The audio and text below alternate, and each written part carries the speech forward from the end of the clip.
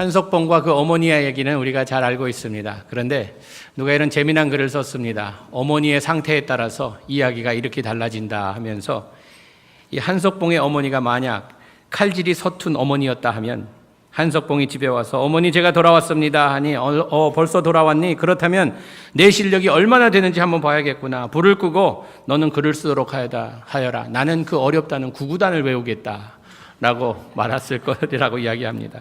이 피곤한 어머니였다 하면 한석봉이 집에 돌아왔을 때 자 그렇다면 어서 불을 꺼보거라.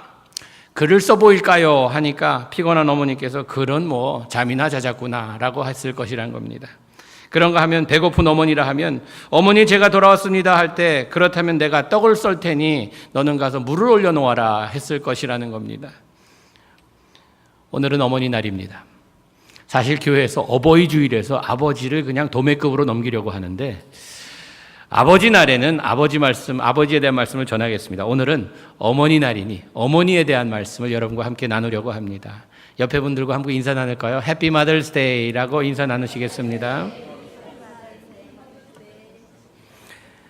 우리가 살고 있는 사회를 가르쳐서 인본주의적이고 자본주의적이고 이기주의적인 사회라고들 다들 이야기합니다. 또 이런 모습으로 살아가는 것이 이 정상적인 삶이란 것을 다 알고 있습니다. 내 것을 먼저 챙기고 나를 먼저 위하는 삶이 이것이 정상적인 삶이라는 것을 우리 모두 용납합니다. 그러나 한 종류의 사람은 이런 자본주의적이고 인본주의적이고 이기주의적인 삶의 사회 가운데 산다 할지라도 헌신하며 희생하며 자기보다 남을 낮게 여기는 삶을 사는 분들이 계십니다. 그분을 어머니라 부릅니다. 어머니는 어떠한 상황에서도 자녀를 먼저 챙기십니다. 어머니는 어떤 상황에서라도 자녀를 받아줄 준비가 되어 있다는 것입니다. 어떤 험한 일을 하고 돌아온 아이라 할지라도 어떤 어려움에 처한 자녀라 할지라도 어머니는 품어줄 준비가 되어 있는 분이라는 것입니다. 세상은 우리가 하는 대로 우리를 대우합니다. 우리가 잘하면 잘 대해주고 잘못하면 벌을 내립니다. 우리가 이쁜 짓을 해야만 사랑을 받고 그렇지 못하면 미움을 받는 것이 우리 세상입니다. 그러나 어머니란 분은 우리가 어떠한 상황에 처했을지라도 우리를 사랑해 주시는 분이라는 우리에게는 확신이 있습니다. 미국의 다이빙 챔피언이었던 그렉 루긴이라는 분이 계십니다. 이분이 다이빙 선수로 다이빙 대회에 올라가서 뛰어내릴 때마다 항상 스트레스에 쌓여 있다고 합니다. 기자가 물었습니다. 당신은 이 다이빙을 할 때 내가 이기지 못하면 어떨까라는, 만약 망치면 어떨까라는 이런 생각 가운데 어떻게 스트레스를 극복하십니까? 라고 물었을 때 이런 답을 했다고 합니다. Even if I blow this dive, my mother will still love me. 내가 이 다이빙을 망칠지라도 우리 엄마는 나를 아직도 사랑해 줄 것이라는 이런 확신을 가지고 살았다고 합니다. 인생을 살아가면서 어떠한 어려운 상황에 처할지라도 나를 받아주고 사랑해 준다는 어머니가 계시다는 것입니다. 이것은 하나님께서 하나님의 마음을 어머니들에게 심어줬다는 것입니다. 탕자를 기다리며 품어주는 그 아버지의 마음처럼 어머니는 돌아오는 아들을 품어주며 사랑해 줄 준비가 돼 있는 분이라는 것입니다. 또한 어머니는 나이에 상관없이 자녀를 아직도 아이로 본다는 것입니다. 80난 어머니께서 60대의 아들에게 길 건널 때 양쪽 차 오는지 체크하고 조심해서 건너라 라고 말씀하시는 것이 어머님의 마음이라는 것입니다. 이 대학 가는 아들이 걱정되어서 학교 대학 총장에게 어머니가 쓴 편지입니다. 총장님께 우리 아들이 총장님 대학에 가게 되었습니다. 이제 곧 제품을 떠날 것입니다. 기숙사에 들어갈 텐데 우리 아들 룸메이트 선정하는데 총장님께서 특별히 신경을 써주시기 바랍니다. 우리 아들 룸메이트는 이러한 사람을 원합니다. 욕하지 않고 술, 담배 하지 않고 쓸데없는 말 하지 않고 여자 쫓아다니지 않는 이런 사람을 원합니다. 총장님께 특별히 부탁드립니다. 우리 아이가 집을 떠난 적이 한 번 있었는데 이 미국 해병대에 3년 다녀온 것밖에 없습니다. 그러니 우리 아이 좀 잘 돌봐주세요. 미국 해병대 출신 아들이 대학교 갔는데 룸메이트가 어떤 룸메이트가 될지 걱정되어서 쓴 어머니의 편지입니다. 어머니는 그 자녀를 바라볼 때에 참으로 이 어린아이처럼 항상 바라보듯이 자녀는요, 어머님이 그런 마음을 가지고 나를 바라본다는 것을 깨닫기 전까지는 성인이 될 수 없다는 것입니다. 나의 어머니는 항상 나를 볼 때에 아이처럼 바라본다는 것을. 또한 어머니는 계산할 줄 모르시는 분이십니다. 어머니란 자녀에게 주고 또 주고 없는 것이라도 어디에서 구해서라도 주고 싶은 이런 마음이 어머님의 마음입니다. 그런데 이 주는 것에 대한 장부 기록이 없습니다. 아침 식사를 마치고 상을 치우는데 8살 난 아이가 접시 아래 곱게 접어서 쪽지 하나를 남겨두고 갔습니다. 어머니가 펴보니 아들이 써놓은 청구서였습니다. 청구서, 심부름 한 것 55전, 착한 일 한 것 25전, 싫은 음악 레슨 한 것 15전, 깜빡 잊고 청구 못한 것들 5전, 토탈 1불. 엄마가 아들 점심을 싸주면서 점심 박스에 1불을 넣어 주었습니다. 그러면서 쪽지 하나를 남겨두었습니다. 엄마의 청구서, 엄마가 아들이 홍역 앓을 때에 밤새 간호해 준 것 무료, 매일 음식해 주는 것 무료, 방 청소해 준 것 무료, 토탈 nothing, 무료라고 써서 줬다는 것입니다. 여러분, 어머니의 마음입니다.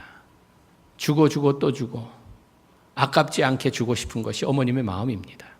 이것도 하나님께서 어머니들에게 심어준 마음입니다. 하나님께서 우리를 무조건부로 사랑해 주신다는 이 말을 우리는 잘 이해가 안 됩니다. 어떻게 조건 없이 우리를 사랑해 주실 것인가? 어머니의 사랑을 보면 우리가 그 사랑이 무엇인지 알 수가 있습니다. 어머니는 자녀가 이쁜 짓 했기에 사랑해 주는 것이 아니라 자녀이기 때문에 사랑해 주시는 것처럼 하나님께서도 그 어머니의 마음 같은 그 마음으로 우리를 사랑해 주시는데, 우리가 이쁜 짓 해야만 사랑해 주시는 것이 아니라 우리가 주님의 자녀됐기 때문에 우리를 사랑해 주신다는 것입니다. 무조건부의 사랑은요, 불가능하지 않은 것입니다. 벌써 어머니들은 이 사랑을 현실로 옮겨가고 살아가고 있는 분들이라는 것입니다. 어머니들은 또한 우리에게 어마어마한 영향력을 끼치는 분들이십니다. 윌리엄 로스 왈레스라는 분이 이런 말을 남겼습니다. 요람을 흔드는 손이 세계를 흔든다. 어머니의 영향력에 대한 이야기입니다. 요람을 흔드는 손이 세상을 잡고 흔든다는 것입니다. 어머니의 영향력에 따라 히틀러가 태어나든지 아니면 아브라함 링컨이 태어나든지 그 영향력이 어머니께서 온다는 것입니다. 아브라함 링컨은 이런 말을 했습니다. 나의 삶의 최고의 배움은 어머님의 무릎에서 이루어졌다라고 이야기했습니다. 우리는 어머님의 영향력을 항상 받으며 살아왔고, 또 지금까지도 세상을 떠나셨다 하여도 어머니께서 남겨놓으신 그 모든 것에 대한 영향력을 받게 되어 있습니다. 그것이 긍정적인 것들도 있지만 부정적인 것들도 있다는 것입니다. 우리에게 영향력을 끼치는 그분, 참으로 우리는 어렸을 때 어머니를 바라볼 때 우리 어머니에게는 불가능이 없다는 것이, 참으로 이것이 우리의 마음이 아니었는가 생각해 봅니다. 특히 우리 한국 어머니들 대단한 어머니들이잖아요. 누가 그러더라고요. 하나님께서 천지를 창조하실 때 남자와 여자만 창조하신 것이 아니라 하나님께서 창조하시며 남자와 여자와 한국 아주머니들을 창조하셨다고. 그만큼 한국 어머니들 대단하다는 것입니다. 자녀를 위해서라면 무엇이라도 할 수 있는 이런 어머니였다는 것입니다. 성경에도 보면요, 대단한 어머니들이 등장합니다. 아기를 살리기 위해 바구니에 담아 나일강에 띄우며 그 아이를 쫓아간 모세의 어머니가 있습니다.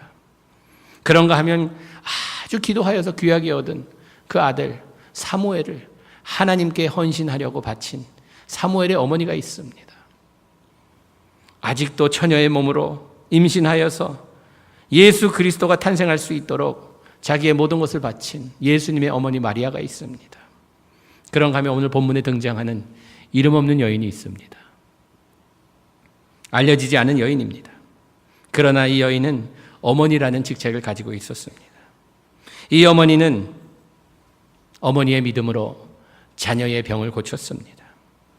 무명의 어머니입니다. 성경에는 가나안 여인이라고 나와 있습니다. 그녀는 다른 문화와 언어를 쓰는 이민자였습니다. 그뿐 아니라 종교적으로 보아도 유대인들이 바라볼 때에는 종교로 치지도 않는 이방인이었습니다. 그러나 이 어머니의 관심은 어디에 있었는가? 누구에게 인정받으려는 것이 그녀의 관심이 아니었습니다. 어디에 소속감을 찾으려는 것이 그녀의 바람도 아니었습니다. 단 한 가지 소원이 있었다면 귀신 들린 딸이 치유받는 것, 고침받는 것, 이것이 한 가지 소원이었다는 것입니다. 그녀의 삶에 다른 문제들도 많이 있었겠지만 어머니의 마음에는 딸을 고치려는 그 소원이 간절했다는 것입니다. 이 어머니는 예수님을 개인적으로 안 것도 아닙니다. 그러나 한 가지 확신이 있었습니다. 우리 딸을 고칠 사람은 예수님밖에 없다는 그 믿음이었습니다. 단순한 믿음입니다. 복잡하지 않은 믿음이야. Nobody can, but Jesus can. 아무도 못하지만 예수님만이 나의 딸을 고칠 수 있다는 그 믿음 하나를 가지고 있었다는 것입니다. 여러분, 믿음은요, 복잡한 것이 아닙니다. 믿음은 단순합니다. 단순한 믿음이 무서운 믿음이에요. 대단한 믿음이라는 것입니다. 위대한 믿음이라는 것입니다. 이 가나안 여인을 볼 때에 꼭 우리 엄마 같은 이런 사람입니다. 우리 어머니를 생각해 보면요, 참으로 언어와 문화와 풍습이 다른 곳에서 사는 어머니들, 이 어려움과 서러움을 이민자들만이 이해할 수 있습니다. 언어가 통하지 않아서 손짓 발짓 하면서 참으로 수모를 겪는 이런 삶을 누가 이해해 줄 수 있겠습니까? 문화가 다른 이민 삶 가운데서 오는 어려움을 어떻게 알 수 있겠습니까? 이 가나안 여인은 그런 여러 가지 어려운 조건 가운데 사는 불쌍한 여인이었습니다. 고향 땅이 아닌 이국 땅에 와서 딸이 귀신 드는 이런 어려운 상황에 처하게 됐으니 자신의 고통이라면 차라리 나을 수도 있었을 텐데, 내가 차라리 귀신 들었더라면, 내가 병 들었더라면 괜찮았을 텐데, 눈에 넣어도 아프지 않다는 나의 자녀가 귀신 들려 있으니 이것을 고치기 위해서 무엇이라도 할 준비가 되어 있는 어머니였다는 것입니다. 이 가나안 여인은 포기하지 않는 어머니였습니다. 예수님께 소리질러 도움을 청합니다. 소리 지르는데 한 번 소리 지르고 기다린 것이 아니라 이 여인은요, 계속 예수님 뒤를 쫓아오며 소리 지르며 도와달라고 요청을 했던 것입니다. 23절에 보니까요, 이것을 못 들으신 예수님이 아닙니다. 예수는 한 말씀도 대답지 아니하시니 제자들이 와서 청하여 말하되 이 여자가 우리 뒤에서 소리를 지르오니 보내소서. 무슨 말인가 하면 예수님만 들으신 게 아니라 제자들이 들을 때 너무 시끄러운 거예요. 귀찮은 거예요. 이 유대 여인도 아닌 가나안 여인이, 이민자가 참으로 유대인의 눈에는 인간으로 취급하지도 않는 이런 사람이 와서 계속 도움을 요청하는 이것이 귀찮았던 것입니다. 제자들이 아마 가라고 했을 것입니다. 그런데 계속 쫓아오니 예수님께 말하여 예수님께서 지금 저 여자에게 가라고 이야기하라는 것입니다. 보내라고 이야기하는 것입니다. 여러분, 우리가 도움을 청할 때 나에게 그 도움을 청하는데 아무런 무반응이라 하면요, 기분 상합니다. 나 인간 취급도 안 하는 것일까. 그러나 이 여인은 계속 따라오면서 소리 지릅니다. 자기의 자존심도 수치받음도 상관치 않았습니다. 예수님께서 이렇게 도움을 청하는 자에게 입을 열어 말씀하십니다. 그런데 예수님 입에서 나오는 말이 고운 말이 아닙니다. 26절에 보니까 대답하여 가라사대 자녀의 떡을 취하여 개들에게 던짐이 마땅치 아니하니라. 뭐라 그러시는 겁니까? 도저히 우리가 믿기 어려운 말입니다. 이 가나안 여인에게 개라고 부릅니다. 소중한 것을 어떻게 개한테 주겠느냐. 복음은 택한 백성에게 주는 것이라고 말씀하시면 너 같은 개 레벨의 수준의 여인에게는 안 된다는 것입니다. 얼마나 수모스럽고 수치스럽고 얼마나 화나는 말입니까? 도저히 예수님께서 하실 말씀이 아닌 것 같은데 왜 그런 말씀을 하실까? 여러분, 우리가 하나님께 간절히 요청하는 것이 있다면요, 하나님께서는 때로는 우리의 마음을 테스트해 보십니다. 내가 진짜 원하는 것이냐? 예수님께서도요, 가끔 그런 말씀을 하시는 것을 성경을 통해서 우리가 봅니다. 안진뱅이에게 내가 걷기를 원하느냐라고 묻습니다. 아니, 당연한 질문 아니에요. 안진뱅이가 걷기 원하는 건 당연한 것인데 내가 걷기 원하느냐? 그 듣는 사람 기분 나쁠 거 아니야. 아니, 이 사람이 장난치나? 내가 안진뱅이인데 걷기 원하는 게 이게 넘버 원일 텐데. 이 여인에게도 마찬가지입니다. 어떻게 소중한 것을 개에게 주겠느냐? 테스트하십니다. 이 여인은 이야기합니다. 나같이 별 볼 일 없는 사람, 개 수준에 있는 우리에게도 주인의 상에서 먹다 떨어진 그 찌끄러기라도 우리가 먹어야 되지 않겠습니까? 뭐래도 주님께서 해주실 수 있는 그것이라면 받겠습니다 라는 이런 마음입니다. 보통 사람 같으면 모욕당하고 포기할 텐데 이 어머님의 마음은 예수님께서 자기의 부탁을 들어줄 때까지 포기하지 않겠다는 마음이었습니다. 여러분, 우리 믿음에 이런 믿음이 필요합니다. 주님, 이루어 주실 때까지 주님만 붙들겠습니다. 주님께서 나에게 뭐라고 하실지라도 나는 주님을 포기할 수 없습니다. 이 여인의 믿음은 감동적인 믿음이었습니다. 그런데 그 감동적인 믿음이 아주 대단하게 무슨 요청한 것이 아니라 세계 평화를 요청한 것이 아니라 남북 통일을 요청한 것이 아니라 단순히 병들은 나의 딸을 고쳐달라는 단순한 그런 믿음이었다는 것입니다. 예수님께서 감동을 받으십니다. 그 여인의 믿음을 칭찬하십니다. 대단한 믿음이라고, 큰 믿음이라고, 위대한 믿음이라고 칭찬하십니다. 보통 사람 같으면 등 돌리고 욕하며 갔을 텐데 끝까지 예수님을 붙드는 그 모습이 아름다운 모습이었다는 것입니다.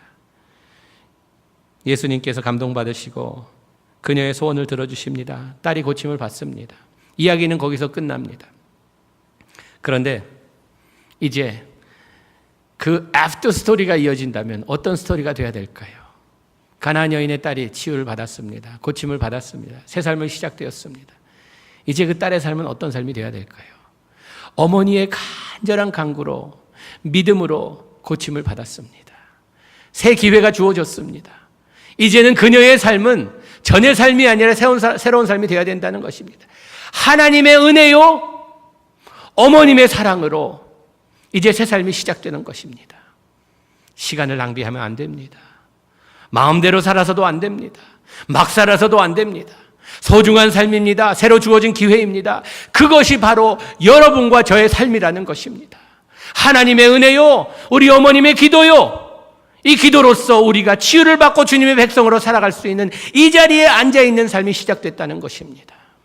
그렇다고 하면 우리는요, 새로운 삶을 살아야 된다는 것입니다. 어머니가 간절한 간구로 자기 자신을 개보다도 못한 존재로 인정하며 딸을 위해 모든 것을 희생한 그 모습, 잊어서는 안 된다는 것입니다.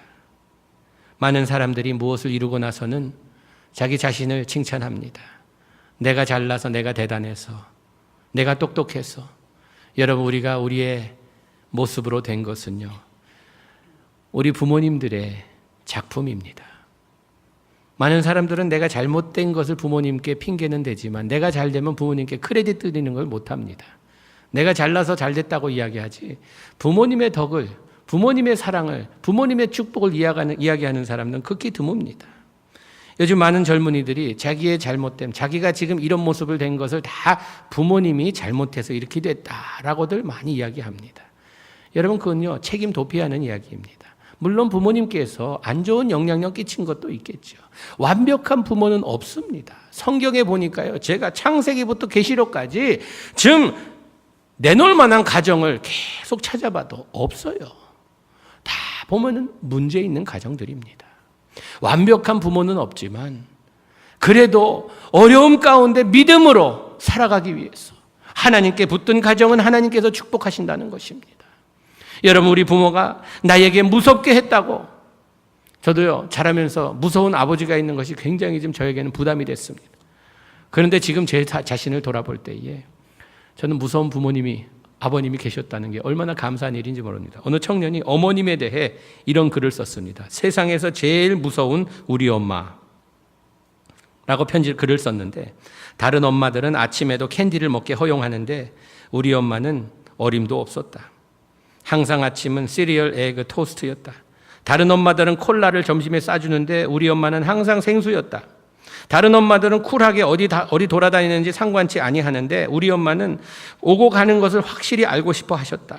1시간 있다 오겠다면 1시간 넘지 못하게 엄하셨다. 다른 엄마들은 아이들에게 집안일을 시키지 않는다고 하는데 우리 엄마는 먹으려면 일하라고 하시며 청소와 집안일, 바깥일들을 시키셨다. 내가 고등학교 다닐 때 데이트를 나가려 하면 꼭 부모님께 데리고 와서 소개하고 허락을 받아야만 허락하셨다. 이렇게 무서운 엄마 아래서 자란 우리들 지금 병원 들락날락 안 하고 치과 들락날락 안 하고 감옥에 들락날락 안 하고 한 번도 들어가지 않고 우리 형제들 모두 다 잘 컸다. 무서운 엄마 아래 자란 우리들 너무나 감사하다.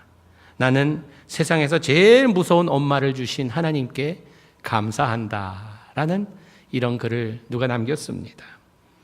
여러분, 하나님께서는 우리에게 어머니들을 주셨고 또 여기 앉아 계신 많은 분들에게 어머님의 직분을 주셨습니다. 어머님이 할 수 있는 최고의 길은 무엇인가? 우리 삶의 여러 가지 어렵고 힘든 일들, 이런 상황 가운데 단순한 믿음으로 예수님께 매달리는 것입니다. 이것이 위대한 믿음이요, 이것이 대단한 믿음이요, 어머니가 자녀에게 줄 수 있는 최고의 축복이라는 것입니다. 자녀로서 어머니께 할 수 있는 최고의 축복은 무엇인가? 예수님께서도요, 어머니를 소홀히 여기지 않으셨습니다. 어머니를 끝까지 케어하도록 십자가에 달리셔서 마지막 숨을 거두시기 전까지 예수님께서 어머니를 바라보고 사랑하는 제자 요한에게 부탁합니다. 나 대신 잘 모시라고. 지금도 터키 에베소에 가면요, 에베소에 요한 교회가 있습니다. 그 요한 교회가 있고 좀 떨어진 곳에 마리아가 살던 집이 아직도 그 기념 집이 있습니다. 그곳에서 살았다고 하더라고요.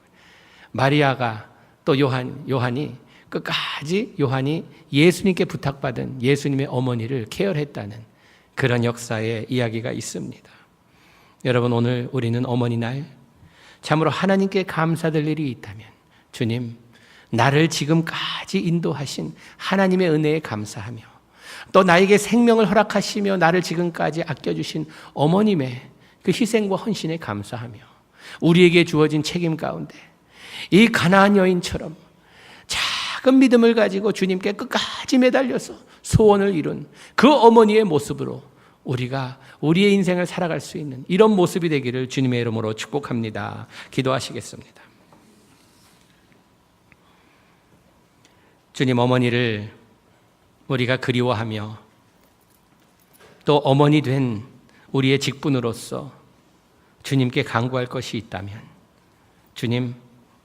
주님께서 어머님 마음에 허락하신 그 예수 그리스도의 마음들을 저희들도 품기 원합니다. 감사하기 원합니다. 주님, 우리가 세상에 살아가면서 세상의 기준에 맞춰 살아가는 것이 아니라 하나님께서 어머니들에게 허락하신 이 소중한 선물들을 다시 한번 감사하며 그 기준에 맞춰 살아갈 수 있도록 도와주시옵소서. 예수님 이름으로 기도하옵나이다. 아멘.